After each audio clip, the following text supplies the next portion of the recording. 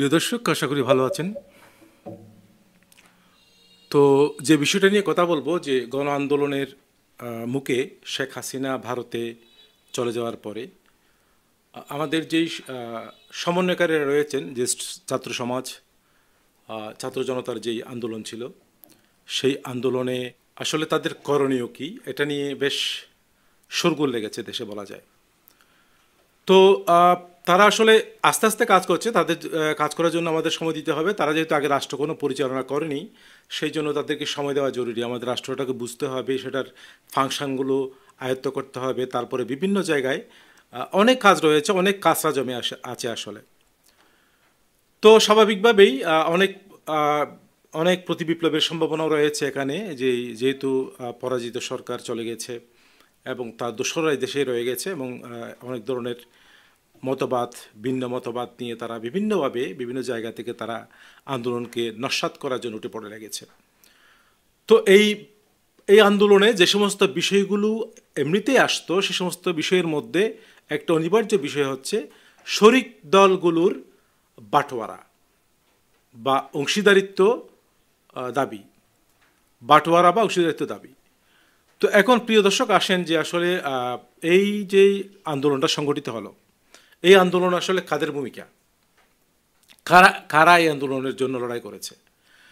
প্রথমত আমাদের ধরে নিতে হবে যে বিএনপি এবং জামায়াত ইসলাম একসময় ক্ষমতায় ছিল। তাদেরকেই পরাজিত করে আবার আওয়ামী লীগ ক্ষমতায় আসলো, এবং আওয়ামী লীগ পরাজয়ের পরে আবার বিএনপি ক্ষমতায় আসে। সাধারণত এভাবেই চলছে এই দেশটাই। আসলে এই দুই দলের মধ্যেই কিন্তু মানুষ তাদের যে আকাঙ্ক্ষা, তাদের যে স্বাধীনতার আকাঙ্ক্ষা, সেটা প্রস্ফুটিত করতে পারেনি এই কারণে যে এই দল দুটির মধ্যে বেসিক্যালি কোনো তফাৎ নেই, এবং আমাদের দেশে এই দুই দলকেই পরিচালনা করার যে সংবিধান রয়েছে, সেই সংবিধানটা কিন্তু ভয়াবহ রকমের জনবিরোধী, এবং এই জনবিরোধী সংবিধানই তারা পছন্দ করেছে নেতা নেত্রীগুলো, কারণ তাদের এই সংবিধানের ভিতর দিয়ে প্রচুর অর্থ কামাই করার সুযোগ রয়েছে। আপনারা জানেন যে কার্ল মার্কস বলেছিলেন যে সব কিছুর নিয়ন্ত্রণ হচ্ছে অর্থনীতি। তো অর্থনীতি যদি এই সংবিধানটা এভাবে রচিত, যেখানে বাংলাদেশের মানুষগুলো শুধু গরিব হবে, শোষিত হবে, আর যারা ক্ষমতায় থাকবে তারা হচ্ছে সবসময় পাওয়ারফুল হবে, সবসময় ফুলে পেপে একাকার হবে। আপনারা দেখতে পেয়েছেন যে আমরা এই দেশ থেকে টাকা পাচার করার যেই বিষয়টা রয়েছে, সেটা বিএনপি আমলেও দেখেছি, আওয়ামী লীগ আমলেও দেখেছি, বারবার দেখেছি আমরা। আসলে এই আকাঙ্ক্ষা পূর্ণ না হওয়ার কারণে যখন বিএনপি আওয়ামী লীগের গত 15 বছরে বহুবার আন্দোলন করার চেষ্টা করেছে, তখন কিন্তু তারা আন্দোলন সফল করতে পারেনি, জামাতও পারেনি, কোনো ইসলামী দলও পারেনি। তো এখন যে আন্দোলন, সেটা কিভাবে সফল হলো? তাহলে কি সেখানে বিএনপি ছিল না?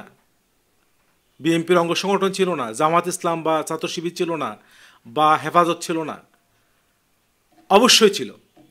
কিন্তু তাদের যে আকাঙ্ক্ষা ছিল, সেই আকাঙ্ক্ষা কিন্তু এই আন্দোলন নয়।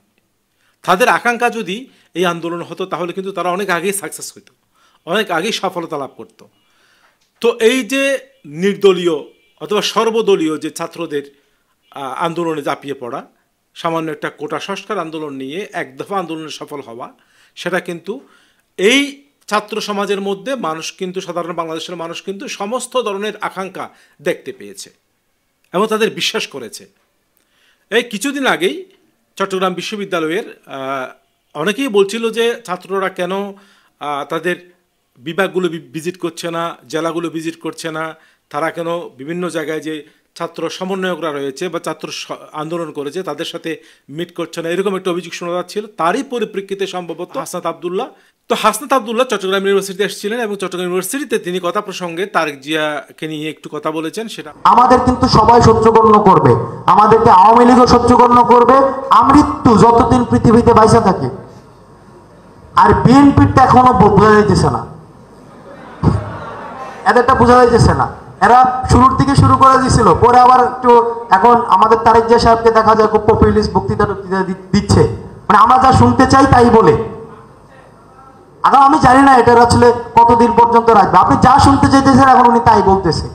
আপনারা সবাই শুনেছেন, এবং হচ্ছে গিয়ে সবাই এটা নিয়ে প্রতিক্রিয়া ব্যক্ত করছেন। আমাদের বিএনপির বন্ধুরা বা ছাত্র দলের বন্ধুরা যারা আন্দোলনের সাথে জড়িত ছিলেন, তারা হচ্ছে বিভিন্ন ধরনের কথা বলছেন বিষয়টা নিয়ে, কথা বলাটা স্বাভাবিক আসলে।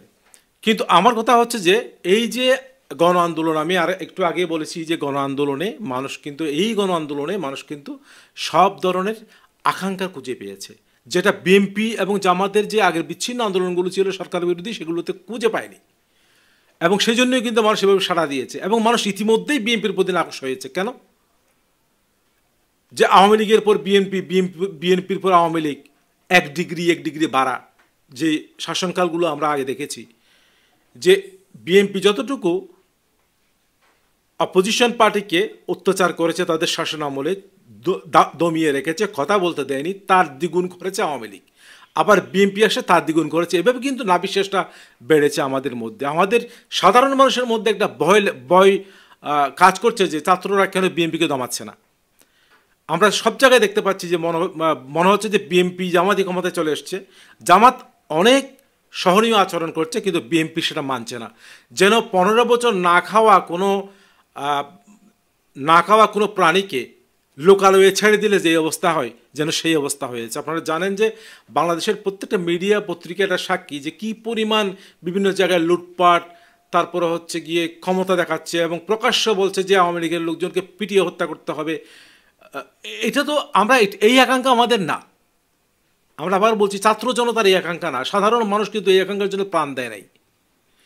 বিএনপির স্বার্থের জন্য প্রাণ দিয়েছে, জামাত ইসলাম তাদের জন্য প্রাণ দিয়েছে, কিন্তু গণমানুষ, সাধারণ মানুষের যেই বুকে ঠেকানো স্বৈরাচারকে, সেটার আকাঙ্ক্ষা কিন্তু তাদের আকাঙ্ক্ষার সাথে প্রতিফলিত নয়।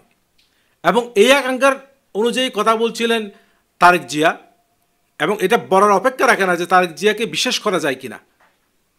এই কথাটাই হাসনাত বলতে চেয়েছিলেন। আমার যেটা মনে হচ্ছে যে হাসনাত বলতে চেয়েছিলেন যে আগে তো তাদের আকাঙ্ক্ষার মধ্যে মানুষ গণ আকাঙ্ক্ষা খুঁজে পায়নি। তো এখন যখন তারেক জিয়া লন্ডনে বসে কথা বলছেন, তখন তিনি আমরা যেরকম চাচ্ছি সেরকমই বলছেন, কিন্তু আসলে তিনি কতক্ষণ কথাগুলো বলবেন সেই কথা সেটা তিনি বলেছেন। কথাটা কি আসলে তিনি খারাপ বলেছেন? আমার মনে হয় না যে তিনি খারাপ বলেছেন। এর মানে এই নয় যে সে কারোর সাথে বেয়াদবি করলো, কারোর সাথে আদবি করলো। রাজনীতিতে আদব বেয়াদব বলে কিছু নেই। রাজনীতি হচ্ছে সবাইকে প্রশ্ন করা, নিজের অধিকারটুকু বুঝে নেওয়া। এই ছাত্র জনতা নিজের অধিকার বুঝে নেওয়ার জন্যই তৈরি হয়েছে। এবং আমি বলতে চাচ্ছি যে আসলে এই যে তরুণ সমাজ, যাদেরকে আমরা সময় দিচ্ছি এবং সময় দিতে হবে তাদেরকে, রাষ্ট্রকে, তাদের আরও বোঝাপড়া আছে রাষ্ট্রের সাথে তাদের।